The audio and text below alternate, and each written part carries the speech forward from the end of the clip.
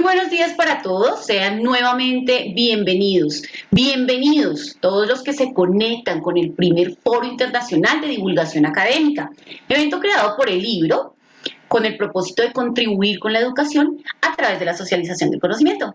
Del 10 al 14 de mayo, los espectadores podrán disfrutar de una serie de mesas temáticas protagonizadas por expertos en diferentes áreas de conocimiento. Todos ellos autores de libros en prestigiosas editoriales aliadas a el libro. Los invitamos a seguir esta transmisión en vivo, a conectarse con nosotros y acompañar a los autores que están hoy en esta mesa, a esta hora presentando Argentina, Colombia y México, trabajo y desigualdad. ¿Cómo construir políticas de bienestar social frente a la pandemia? Bueno, ellos tratarán de ayudarnos a despejar esta incógnita. Estarán en diálogo 3 expertos, ustedes los están viendo en este momento en pantalla, con amplia trayectoria en el área de ciencias sociales y humanidades. Los dejo entonces con ellos. Actuará como moderadora en este espacio Margarita Ortega. Margarita, bienvenida. Adelante. Muchas gracias, Mariana, y muchas gracias a iLibro por organizar estas mesas temáticas. Les saludo, mi nombre es Margarita Ortega, estoy en León, Guanajuato, en México. Soy parte del equipo editorial de la Universidad Iberoamericana León y hoy están conmigo 3 académicos destacados de Argentina, Colombia y México. Está con nosotros René Mauricio Beltrán Camargo de la Uniminuto. Buenos días, René. Hola. Está también con nosotros. Buenos días. Buenos días, René. Nos acompaña desde México, de la Universidad Iberoamericana León, mi compañero David Martínez Mendizábal. Muy buenos días, David. ¿Cómo estás? ¿Cómo están? Buenos días. Gracias por la invitación. Y está con nosotros también desde Argentina, de la Universidad Autónoma de Buenos Aires, Gustavo Gamayo. Buenos días, Gustavo. Buenos días, saludos desde Buenos Aires, un gusto compartir la mañana con todos ustedes. Gracias. Les comento que esta mesa ha sido posible gracias a la colaboración de Editorial Biblos, la editorial de Uniminuto y también de la Universidad Iberoamericana León. Pues tenemos una pregunta rectora solamente en esta mesa que nos va a ayudar pues a platicar ampliamente sobre un tema que ojalá pudiéramos tener más tiempo, pero pues es muy acotado, ¿no? Yo les voy a pedir a nuestros académicos que inicien su intervención con algunos aspectos contextuales sobre su país que nos pueda ayudar a tener un marco de referencia. Y bueno, tomando como puntos centrales los temas de trabajo y desigualdad, la pregunta que va a guiar nuestra mesa es: ¿de qué manera es posible construir políticas de bienestar social frente a la pandemia? Les comento que vamos a iniciar con la intervención de René Mauricio Beltrán Camargo. Él es colombiano y trabajador social, especialista en instrumentos de ordenamiento urbano regional y magíster en ciencia política, líder de la especialización en políticas públicas y bienestar social en Uniminuto. Tiene experiencia en investigación sobre políticas públicas y en ejecución, monitoreo y evaluación de políticas públicas sociales. Adelante, René, te escuchamos. Buenos días. Muchas gracias a iLibro, muchas gracias a Margarita, a los compañeros que están en la mesa por estos espacios. Como decías, es necesario empezar hablando sobre un contexto, ¿no? Y hoy en Colombia, pues hablar de ese contexto implica hablar del contexto actual, no solo de un panorama de lo que ha sido el desarrollo del Estado y de la acción del Estado a través de las políticas públicas en mi país, sino lo que llevó a la situación que hoy estamos viviendo en Colombia. Y entonces hablamos un poquito de ese contexto. Como en el resto de países de América Latina, incluso un poco más tarde, la doctrina neoliberal se estableció como modelo económico predominante en Colombia. La Constitución de 1991, que es una nueva constitución que cambiaba una que ya llevaba más de 100 años, establece una serie de condiciones de avanzada de libertades, derechos liberales y protección de estos derechos liberales, pero también establece las condiciones para la consolidación del modelo neoliberal en Colombia, que es una contradicción, ¿no? Y ya vamos a ver por qué menciono que es una contradicción. Lo que ha hecho lo que pasó después de la Constitución del 91 es que se desarrollaron aquellos apartados que fortalecían y facilitaban el modelo neoliberal, pero se ha avanzado muy poco en la defensa ni siquiera de los derechos liberales, de los derechos civiles y políticos. Y eso nos lleva a una situación como la que estamos viendo hoy. Cabe recordar, por ejemplo, que hoy Colombia, de acuerdo al índice de Gini, es el segundo país más desigual de América Latina, solo por detrás de Haití. Pero según otros estándares que se han realizado, somos el más desigual en América Latina. Tenemos un índice de Gini eh, rural de casi el 0,9%, lo que eso es una brutalidad. O sea, es prácticamente decir que el 1% de la población es dueña del 90% de la tierra fértil y cultivable. Tenemos otra serie de condiciones en Colombia hoy para hablar precisamente de trabajo y desigualdad, que es lo que nos está convocando aquí, como una informalidad del 50%. Es decir, la mayoría de nuestros y nuestras trabajadoras no tienen un trabajo formal y ocupan trabajos informales que, como sabemos, son generalmente menos remunerados, sin garantías, sin seguridad social, etcétera, y un desempleo que está en algunas ciudades entre el 15 y el 20%. Condiciones que se han agravado durante la pandemia, pero no necesariamente solo desde la pandemia. Ya el desempleo en Colombia venía creciendo desde años anteriores y la desigualdad se mantenía y no disminuía. Había disminuido 1 o 2 puntos porcentuales, pero ya volvió a subir en el último año 2,5 puntos porcentuales. Entonces, en ese contexto se ubica Colombia. Un contexto de una profunda desigualdad social, de una precariedad laboral, con un país que es muy rico. Tenemos una posición privilegiada en el continente, con 2 mares. No tenemos estaciones, lo que implica que cualquier cultivo que se siembre en el país se puede dar. Tenemos unas riquezas minerales impresionantes, pero una concentración de la riqueza muy alta. Y ese es el contexto actual de Colombia. Durante muchos años, las voces que se manifestaron en contra de esta situación fueron silenciadas o no se escuchaban por el ruido que hacían, como decimos en mi país, por el ruido que hacían los fusiles. Duramos más o menos 60 años en una guerra que aún no concluye, que tuvimos la esperanza de haber concluido o empezar a finalizar hace apenas 5 o 6 años. Y este conflicto armado silenció cualquier voz de protesta que se levantara en contra de estas reformas que golpeaban tan duro pues, a la mayoría de la población. Con la entrega de armas y el diálogo con la guerrilla más grande del país, digamos que esta excusa del establecimiento de decir que todo era la guerrilla, que cualquier forma de protesta era organizada por la guerrilla, empieza a perder credibilidad. Y por eso en los últimos 3 o 4 años vemos cómo aumenta el descontento social y ahora sí es visible y ahora sí es más difícil decir que simplemente es un interés de la guerrilla por desestabilizar el país, como se manejó el conflicto social durante 60 años. Entonces todo esto nos lleva a esta situación actual. Una serie de condiciones políticas y económicas, una política social bastante insuficiente, que se centra en subsidios a los más pobres, efecto del neoliberalismo, pero que no garantiza condiciones a la mayoría de la población.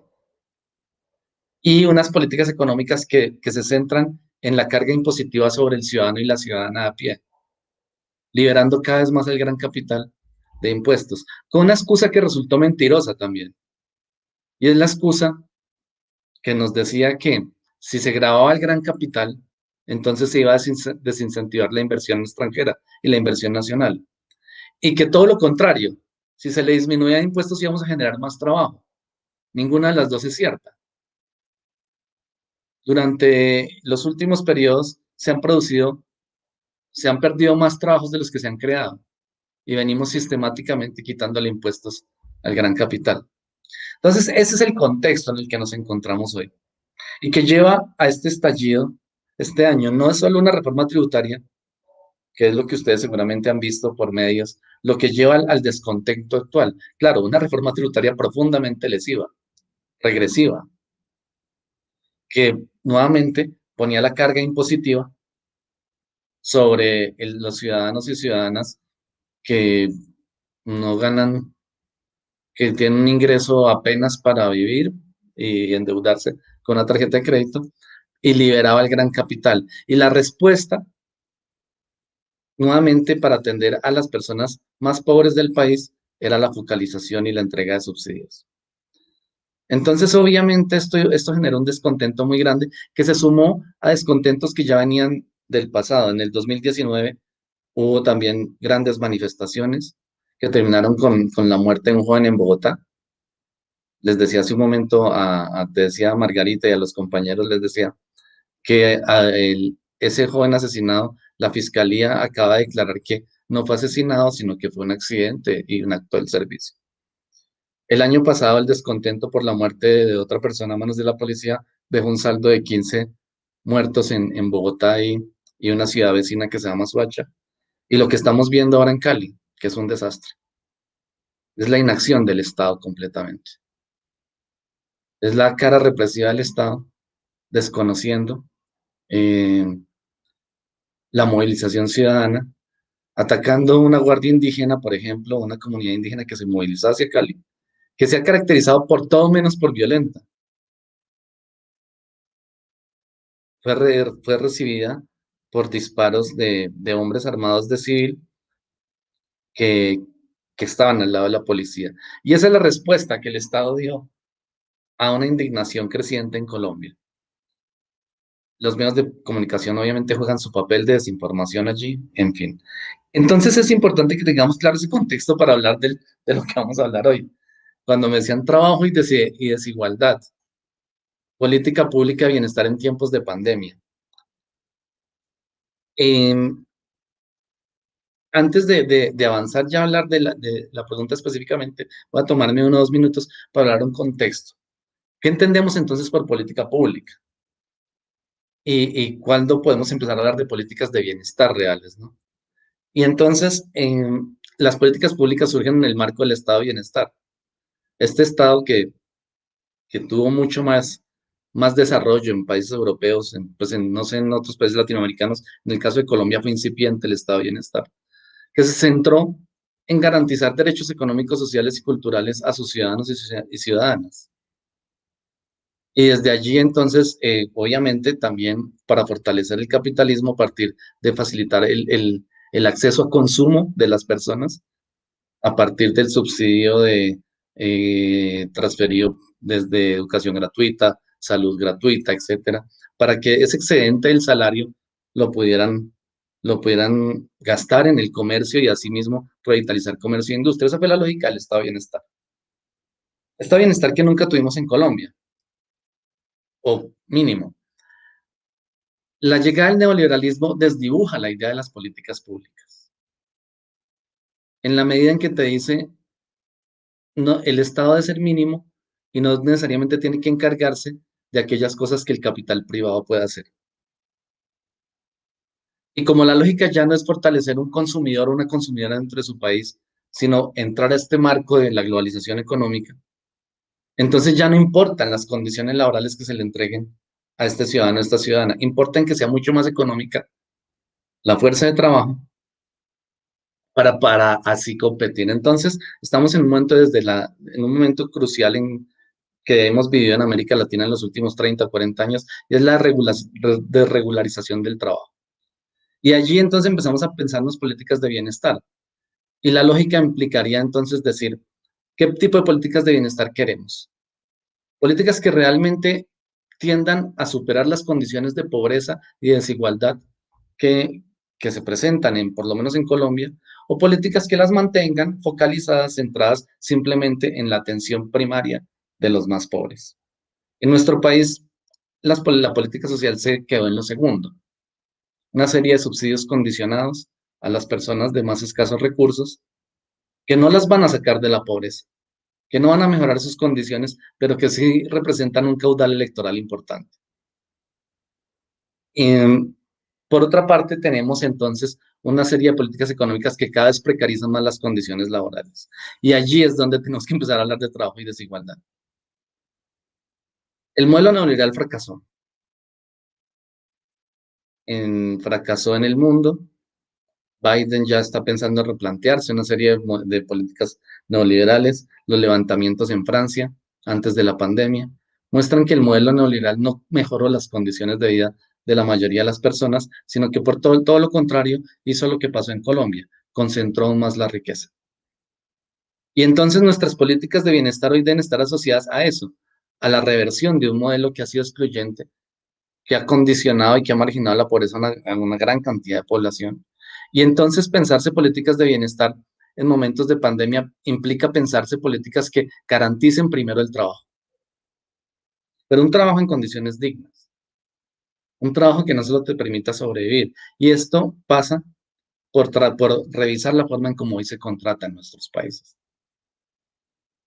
Tenemos contratos que son completamente lesivos y que, entre otras cosas, este gobierno pretendía profundizar aún más esta desigualdad al formular trabajos por horas, por ejemplo, donde una persona trabajaba por horas, le pagaban la hora, no el mes, como hoy funciona con los trabajos formales, y asimismo cotizaba seguridad y salud. Entonces, aquí por eso, pucha, ya me queda un minuto y yo hasta iba calentando. Entonces, esperemos para las preguntas.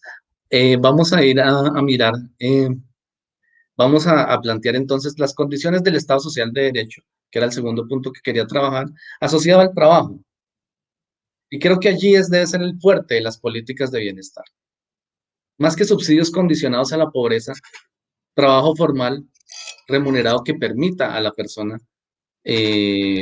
pues mejorar desde sí mismo sus condiciones.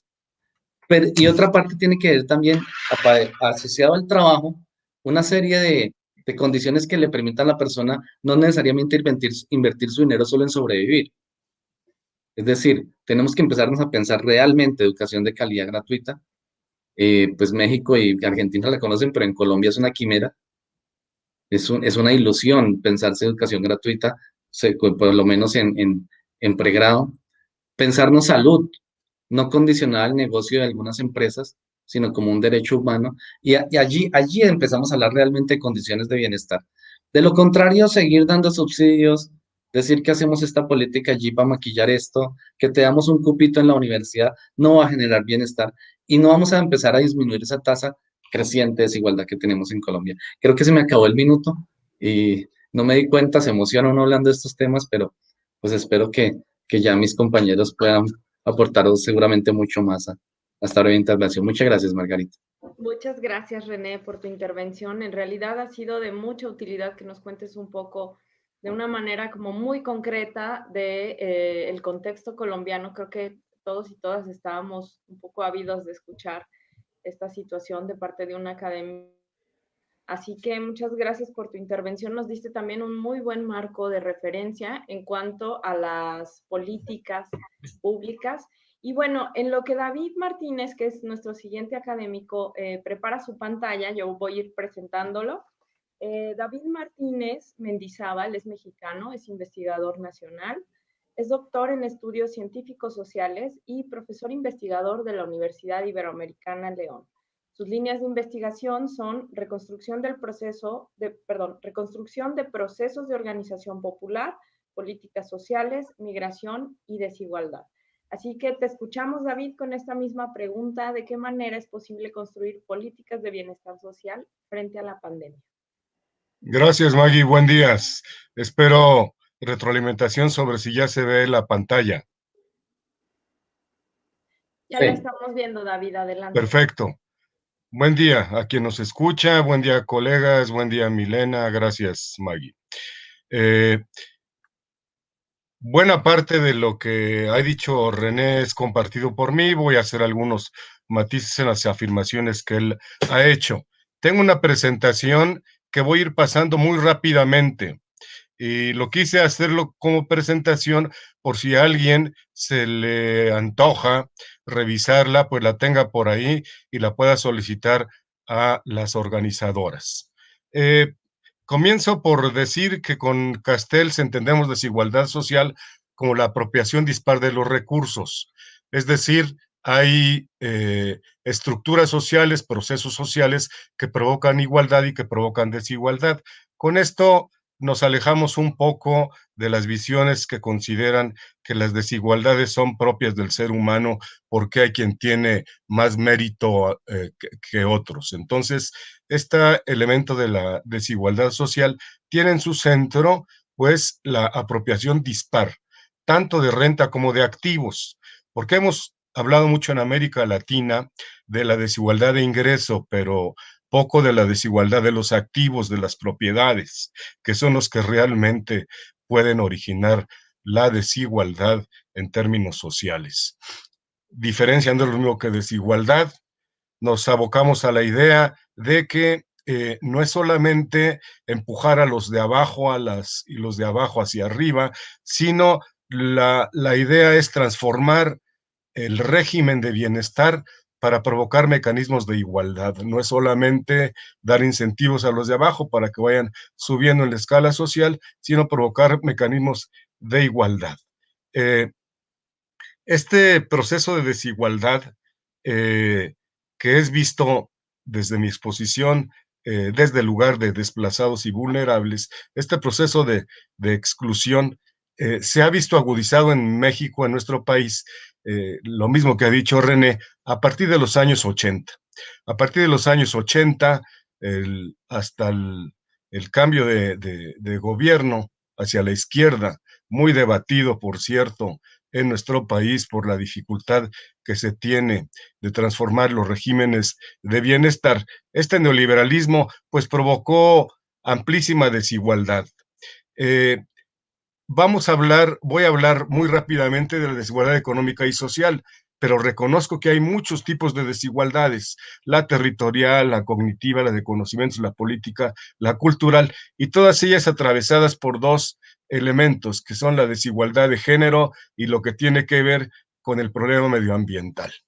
En México, dicen que García Márquez, hay una broma aquí en México, que García Márquez no se inspiró en Cartagena de Indias para inventar el realismo mágico, sino en su estancia en México sirvió para que pudiera inspirarse e inventarlo, porque la realidad de México es terriblemente compleja, hay mundos y hay submundos y hay inframundos, y entonces yo lo que quiero presentar es una estampa muy básica de la realidad de nuestro país, entendiendo pues que es un proceso mucho más complejo. Debo decir que actualmente estamos en un proceso de polarización política muy fuerte, en donde el gobierno actual de Andrés Manuel López Obrador, un gobierno de la izquierda partidaria que por primera vez en el país, por vía de las elecciones, existe un gobierno distinto, y subrayo distinto, y también subrayo que es muy debatido este término. Entonces, las medidas que ha tomado el actual gobierno han recrudecido la polarización política, no la originaron, pero la han recrudecido. En términos de economía, como ha dicho el compañero René, la informalidad es un fenómeno dominante. El 55% de la población económicamente activa en el 2020 está en la informalidad.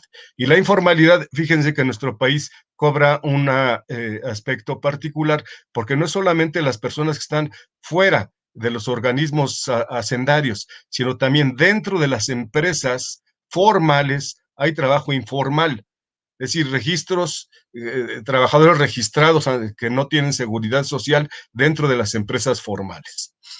Hay una profunda desigualdad en ingresos en la población, expresada ahí. El 32% de la población, que son los primeros, el 32% de la riqueza que está concentrada en los 9 primeros deciles de ingreso de la población, contrasta contra el 67%, es decir, el decil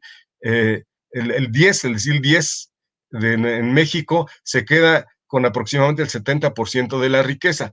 El problema es muy agudo, porque este tipo de mediciones, ENI quiere decir Encuesta Nacional de Ingreso y Gasto en los Hogares. Este tipo de mediciones no analiza el 1% de la población, que es en donde está concentrada realmente la población.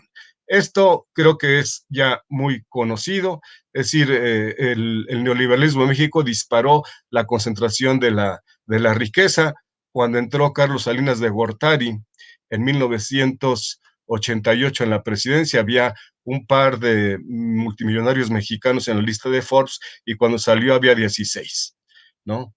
La desigualdad es terrible. Está documentado por Esquivel que mientras el PIB per cápita crece en menos del 1% anual, la fortuna de los 16 mexicanos más ricos se multiplica por 5. Es decir, al mismo tiempo que se genera riqueza en pocas manos, se genera pobreza. Y una de las explicaciones, esta que está aquí, es una de las gráficas que a mí me gustaría que se quedaran más en la retina de ustedes, porque de lo que habla es de la participación en el ingreso, cuánto va a capital y cuánto va al trabajo. A partir de 1980 se ve cómo se han ido separando estos dos modalidades de concentración de ingreso. El 74% va al capital y el 26% va al trabajo. Y esto no se ha podido revertir en mucho tiempo. A partir del 2018 ha habido, medido pues por los órganos oficiales, ha habido un repunte del salario mínimo real en la población a partir del 2018, lo que ha mitigado pues de algún modo los impactos económicos negativos que ha traído el COVID. Esta gráfica la dejo por si después quieren revisarlo, pero lo que quiero explicar aquí es que en el 2021, en México, el salario mínimo diario era de $7 aproximadamente. Es decir, es el mismo que en Estados Unidos, pero allá por hora y aquí por día.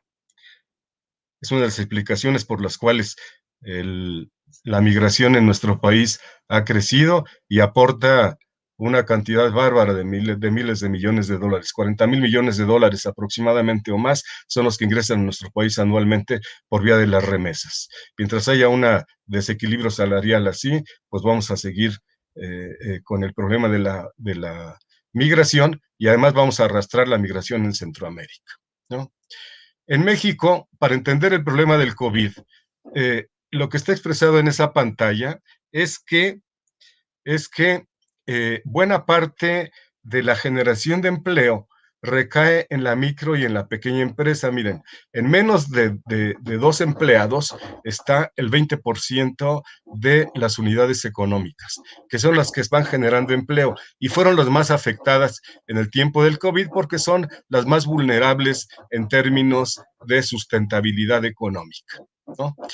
Esta gráfica lo que representa es que en el 2020 la ocupación del total del país, de la población económicamente activa, que son cerca de 52 millones, somos 52 millones de personas, el 21% fueron mujeres, a las que les pone una situación de informalidad y el 17% de una formal. Esto quiere decir que hay una brecha impresionante en términos de capacidad de contratación entre hombres y mujeres. Esta es la segunda gráfica que me gustaría que quedara más en la retina. Hoy, en el 2018, hay más pobres que en el 2008. 52 millones contra 49 millones. Es decir, las políticas de corte neoliberal, como lo ha expresado René, han provocado una aparente producción de riqueza que se concentra en pocas manos. Y al mismo tiempo que hay un crecimiento del PIB moderado, 2 o 3% a nivel anual, al mismo tiempo hay más pobres en este país, ¿no? En materia de ingresos es lo mismo. En México, el Consejo Nacional de Evaluación de la Política del Desarrollo Social que está ahí expresado, ¿no? Mide la pobreza y tiene 3 tipos de medición de la pobreza. No me voy a meter en esos aspectos más particulares. Simplemente lo que quiero señalar es que hoy también en términos de ingresos, ¿no? De pobreza de ingresos, 61 millones de personas en México en el 2018 contra 46 en el 1992. Lo quiere decir que hay hoy más pobres medidas por esta vía que hace 3 décadas. Esto obviamente impacta en la forma de cómo repercutió el COVID en nuestro país. Permítanme tantito porque se apagó el chat y no sé cuánto tiempo me queda. Entonces, Maggie, tú me puedes interrumpir, ¿eh? Cuando me quede ya un minuto, por favor. 2 minutos tienes, David, no te preocupes. Continúa. ¿Cuánto? 2 minutos. 2 minutos, muy bien. En México tenemos un sistema de salud fraccionado y la economía endeble.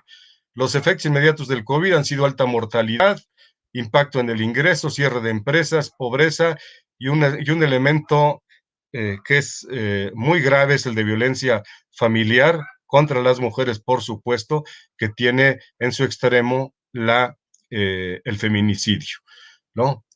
Está medido el impacto del COVID en la pobreza, va a aumentar entre 7,2 y 7,9 puntos porcentuales la pobreza, lo que quiere decir que alrededor de entre 6 y 10 millones de personas se van a incorporar a la condición de pobreza, ¿no?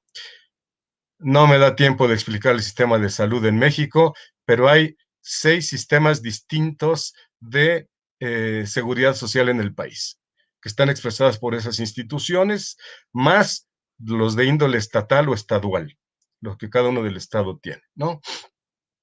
¿Cuáles son las alternativas que vemos nosotros, no?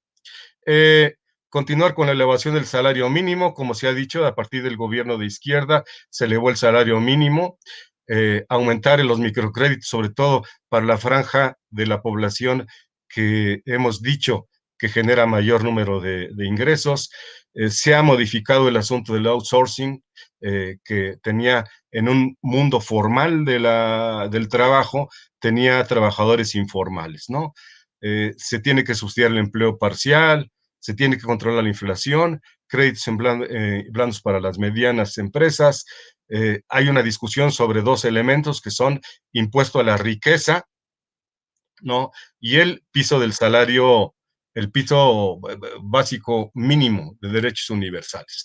Y del sistema de salud, los retos son la relación institucional de apoyo.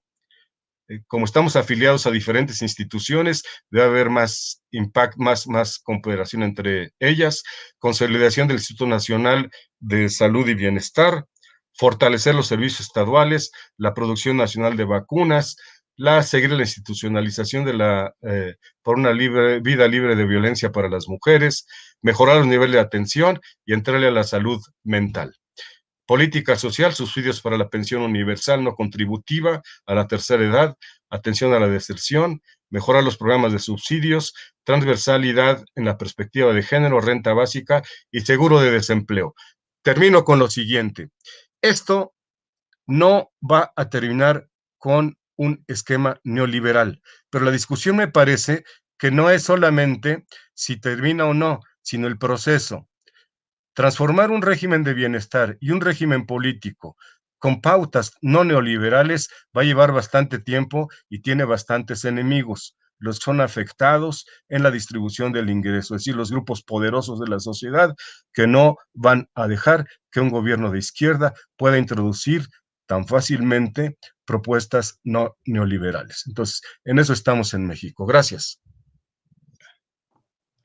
Muchas gracias, David, por tus aportes. En verdad nos has hecho un súper barrido y una súper síntesis del contexto mexicano. Me quedo con un punto clave que tocaste tú, que tocó además René, que es cómo el neoliberalismo, el modelo neoliberal, generó una aparente producción de riqueza que finalmente se concentró en pocas manos, y eso en México lo vimos traducido en pues el crecimiento cada vez mayor con el paso de los años del número de personas que viven en pobreza. Y pues a continuación vamos a escuchar el caso de Argentina en voz de Gustavo Gamayo. Gustavo es argentino, sociólogo y doctor en ciencias sociales por la Universidad de Buenos Aires. Es profesor titular de Sociología Política de la Facultad de Ciencias Sociales de la UBA, donde también es codirector del Grupo de Trabajo Interdisciplinario Derechos Sociales y Políticas Públicas. Gustavo está especializado en el estudio de las políticas de provisión de bienestar en Argentina. Adelante, Gustavo, muchas gracias por por estar con nosotros y acompañarnos. Te escuchamos. Muchas gracias por la invitación. Muy buenos días. No sé si me están viendo porque yo tengo mi pantalla congelada. Te vemos, Gustavo, no te preocupes. Me estoy siguiendo por YouTube, así de reojo, la transmisión. Bien, muchísimas gracias por la invitación. Nuevamente, un gusto compartir con los colegas esta mañana y especialmente gracias a la editorial Biblos por quien nos ha acogido en el desarrollo de una colección específica sobre temas vinculados con el estudio del Estado social en Argentina.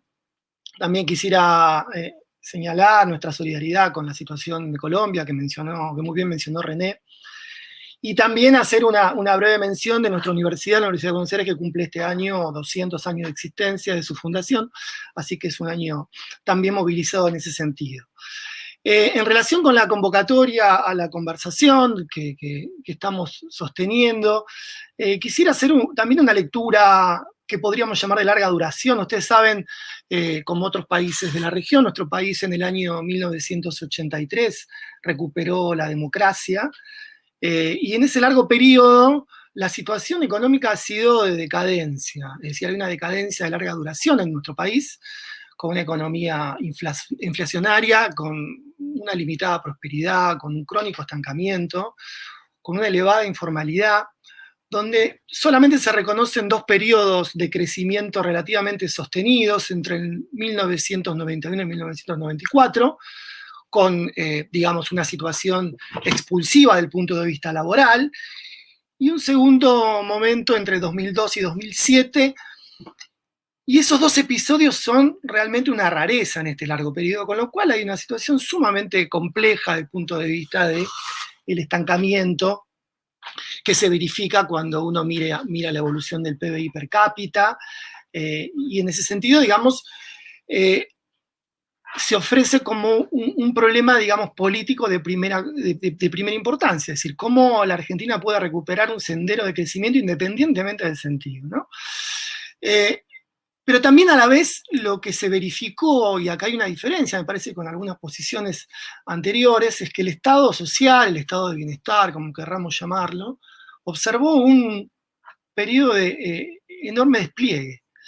Desde la salida de la dictadura, Argentina tenía apenas un 11% del gasto social medido en relación con el PBI, y actualmente oscilan alrededor del 30%. Es decir, durante todos estos años se ha multiplicado de manera muy clara el compromiso estatal con el gasto social, pero también ha venido de la mano, vinculado con este estancamiento económico, con un déficit fiscal de manera crónica. Y a la vez, digamos, el empobrecimiento paralelo de la población, es decir, como un empobrecimiento persistente, cualquiera sea la fuente de información que uno quiera tomar, ya sea de carácter oficial o extraoficial que se utilice. Hoy nos encontramos con unas mediciones de alrededor del 50% de la población, aproximadamente 35% de los hogares, y si se considera la población menor de 17 años, los números crecen aún más. Es decir, la situación de empobrecimiento ha sido persistente y constante, más allá de algunas oscilaciones leves, lo cual ha colocado a un sector importante de la población en condiciones casi permanentes de vivir en un contexto de privaciones severas. Si uno quisiera encontrar algún nudo en el asunto, podríamos pensar sobre todo en el extraordinario nivel de segmentación del mercado de trabajo, es decir, el nivel de precarización e informalidad, al igual que lo que mencionaron los colegas. El crecimiento del empleo en nuestro país se encuentra estancado desde hace aproximadamente una década. Alrededor de un tercio de la población asalariada está en el mercado del segmento informal, es decir, y además si uno incluye al trabajo independiente, estos números son aún más elevados. Y el crecimiento del Estado, los principales arreglos institucionales del Estado social se vincularon fundamentalmente en torno a las relaciones laborales formales. De acuerdo a esa cuestión, digamos, lo que se ha observado es una creciente brecha entre la acción institucional del Estado social y estas transformaciones en las condiciones de vida de la población. Es decir, una suerte de dislocación entre el tipo de arreglo institucional basado en un mercado de trabajo que era más típico del siglo XX que de las condiciones actuales de funcionamiento, con lo cual el gasto social crece Sin embargo, digamos, la población desprotegida también aparece en la misma situación, lo cual aparece como una paradoja que es necesario interpretar. En particular, digamos, cuando uno mira las transferencias estatales de ingreso, han sido elevadas en términos de cobertura, y esto en nuestro país ha crecido mucho, sobre todo en la población de hogares con niños, niñas y adolescentes, y también con las personas adultas mayores, tanto por mecanismos de carácter contributivo, es decir, vinculados con la pertenencia al mercado de trabajo, como con mecanismos no contributivos.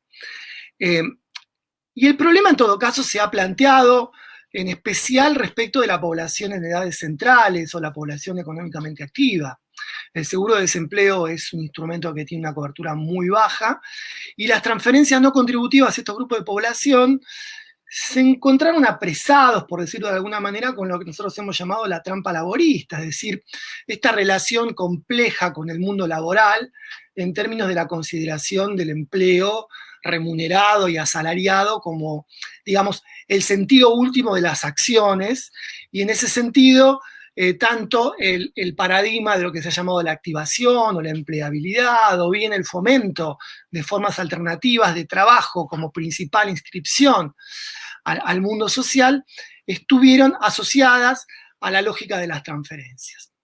Entonces ahí tenemos un gran problema en términos de un mercado de trabajo que tiene enormes problemas de crecimiento, y por otro lado transferencias que tienen una enorme incapacidad de generar condiciones aceptables respecto de estas mismas poblaciones.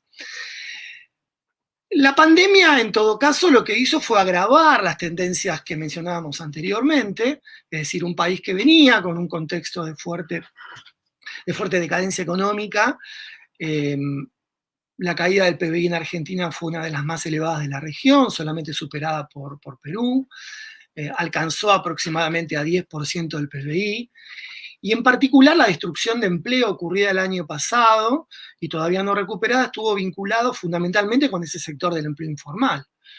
Es decir, el gobierno estableció la prohibición de despidos en el sector asalariado formal, se mantuvo el empleo en el sector estatal, también en el sector del empleo doméstico, pero la contrapartida fue una destrucción de aproximadamente el 80% de la caída del empleo asalariado se vinculó con este componente, es decir, el 100% de destrucción del empleo que se ocurrió durante la pandemia tuvo que ver con el sector del empleo asalariado no registrado.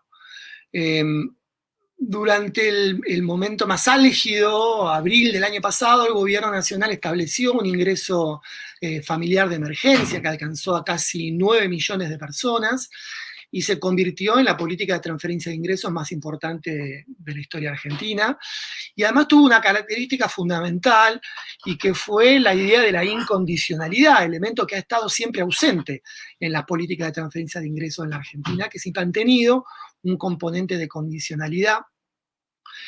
Pero también han quedado excluidos unos 4 millones de solicitantes, cuyo universo se ha investigado bastante poco, pero que fundamentalmente esa población cubierta por esta intervención estuvo asociada fundamentalmente con esta población de empleo, del empleo asalariado informal o no registrado, de la población beneficiaria de la seguridad social no contributiva, en especial de lo que se conoce como la asignación universal por hijo, que es fundamentalmente las asignaciones familiares a la población del sector informal, y fundamentalmente una población joven, una población menor de 34 años como el gran universo, digamos, de cobertura, es decir, aquel que está mostrando básicamente esas condiciones de segmentación que hemos mencionado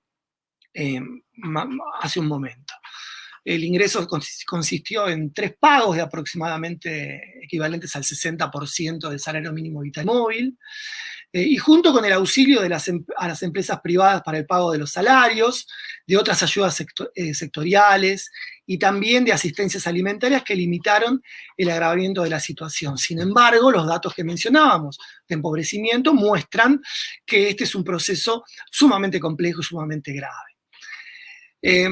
Para el corriente año no se han establecido ayudas similares, si bien durante aproximadamente 2 meses, digamos, de durante el año pasado, hubo un álgido debate político y público sobre soluciones de carácter universalista, donde se recuperaron esas ideas sobre la renta básica o el ingreso ciudadano, y que estuvieron presentes no solamente de la mano de quienes históricamente han activado esas soluciones y esas ideas, sino también por un elenco partidario, empresarial y sindical que excedió notablemente y que estuvieron en muchos casos con una visión hostil a esas propuestas. Sin embargo, esa espuma ha caído y hoy lo que está nuevamente en discusión es lo que podríamos llamar la condición laborista de las transferencias, en el cual, digamos, la búsqueda de soluciones que articulen transferencias con distintas formas de actividad laboral, bastante lejos del universalismo y bastante lejos de la incondicionalidad, aparecen como, en todo caso, el universo que hoy está cooptando el debate sobre estos temas. Insisto, en un contexto de un crecimiento del empleo restringidísimo desde hace aproximadamente una década, y frente a los trastornos propios del aislamiento y el confinamiento propio de la pandemia, o recordemos que Argentina tuvo uno de los confinamientos más elevados que se registren, la disputa por el sentido de las transferencias no es un tema menor, y en todo caso, cómo rearticular o cómo pensar un sendero de recuperación, no solamente del trabajo, sino fundamentalmente de los ingresos, está en el centro del problema, en especial frente a estas tasas sostenidas de empobrecimiento y que fundamentalmente afectan a la población menor de edad. Insisto, en un contexto de transferencias que ya son importantes, pero que no logran torcer esa situación.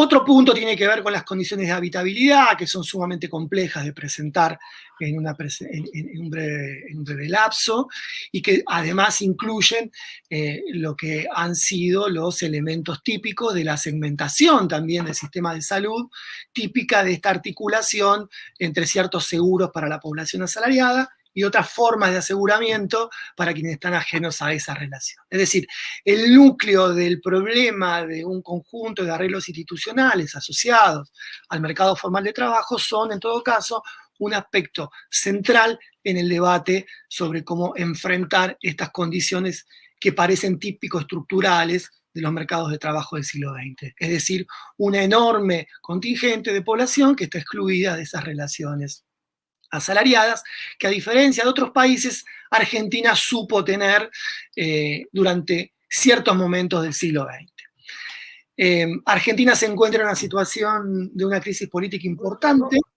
Gustavo, vamos cerrando, tenemos sí, unos 30 segunditos. En términos de, digamos, la ausencia de definiciones y acuerdos entre las fuerzas políticas, hoy hay una cierta paridad en términos de lo que ha sido el equilibrio en términos electorales, y la situación de estancamiento que intenté describir no es un incentivo suficiente para construir consensos que permitan superar esta larga decadencia y estancamiento que mencionaba. Bueno, muchísimas gracias y quedamos a disposición. Muchas gracias a ti, Gustavo, por tus aportes en el panorama argentino. Y pues quiero aprovechar para saludar a la gente que está acompañándonos a través del chat de YouTube. Elvira Durán desde Montería, Córdoba. Está también desde España, Buenos Aires, Argentina, Biblos, Victory, Chevalier. Muchas gracias por estar con nosotros. Por ahí vi a alguien de Ecuador, del Centro Editorial de Uniminuto, también gracias por acompañarnos. Pues estamos muy contentos de que estén aquí escuchándonos. Y bueno, estamos por cerrar esta mesa y yo quisiera que en un minuto o dos, de una manera como muy sintética, sí, muy breve lamentablemente, contestaran a manera de cierre esta pregunta que les quiero proponer. Sería, la pregunta que les quiero formular es, ¿cuáles serían los elementos fundamentales a considerar o la mirada que tendríamos que tener a partir de la pandemia para fortalecer el empleo en nuestros países y para minimizar la brecha de desigualdad? Empezamos nuevamente con René. Bueno, rápidamente, es una pregunta que da para mucho, ¿no? Creo que las exposiciones que hicieron mis dos compañeros fueron muy claras en las recomendaciones. La formalidad es una necesidad, es necesario el empleo formal, precisamente por las condiciones de explotación que se manejan desde la economía informal, ¿no? Y eso implica políticas públicas destinadas y sobre todo legislación destinada al fortalecimiento del empleo formal, pero un empleo formal garantista, no un empleo formal cargado de impuestos, que es lo que a veces dificulta también que el pequeño negociante o el pequeño comerciante decida formalizarse y formalizar a quienes trabajan con él. Por otro lado, insisto, el fortalecimiento de lo que alguna vez se llamó estado de bienestar, obviamente no el mismo estado de hace 40 o 50 años, pero unas condiciones similares que garanticen que este empleo genera dignidad, que es otro de los principios del Estado Social de Derecho. Y que el empleo genera dignidad implica no solo una remuneración adecuada, como nos lo mencionaba también hace un momento, como se nos mencionaba hace un momento, que nos decían no simplemente es suficiente elevar el salario mínimo, sino toda una serie allí de factores adicionales que están asociados a lo que hemos mencionado, renta básica, salud gratuita, mejor dicho, política pública universal, que acompañe efectivamente a un trabajo mucho más cualificado. Sobre eso, si no se consideran, si no se logran estas condiciones, vamos a continuar profundizando la desigualdad. Muchas gracias, René. Un placer haberte escuchado. David, ¿nos das un cierre? Sí, cómo no, queda muy claro que hay dos caminos, es decir, la tendencia de continuar con la raigambre y la concepción neoliberal y el otro camino que es buscar una sociedad mucho más justa que ponga énfasis en el combate a la pobreza, en la elevación del ingreso. Y aquí sí yo difiero un poco de lo que están señalando. Es decir, el objetivo de pleno empleo, que fue un elemento de los 60s y los 70s, me parece que es imposible en América Latina, cuando menos en el corto y mediano plazo. Y que el reto para los gobiernos de corte no neoliberal, mucho más vinculados al Estado social y de derecho, vinculados más al tipo de estado de bienestar que le toca a cada país, porque el estado de bienestar no es un concepto abstracto, sino que tomó formas distintas en cada uno de nuestros países. El reto está cómo hacer para que el empleo informal pueda tener garantías, derechos y coberturas de tipo universal. Porque de otro modo nos vamos a seguir peleando. Es el pleito de los empresarios. No apoyan al empleo informal porque eso desintensiva, es decir, no incentiva la producción de empleo formal. Creo que esa discusión me parece que es equivocada. ¿Cómo hacer para que el empleo formal tribute? ¿Cómo hacer para que el empleado informal pueda gozar de garantías y de derechos? Me parece que ese es el reto. Y la segunda cosa muy, muy breve es, quienes llegan al poder llegan con bloques de poder. Es decir, el gobierno neoliberal no es que el gobernador o el presidente sea neoliberal, sino que tiene detrás un bloque político y un bloque económico que lo fortalece.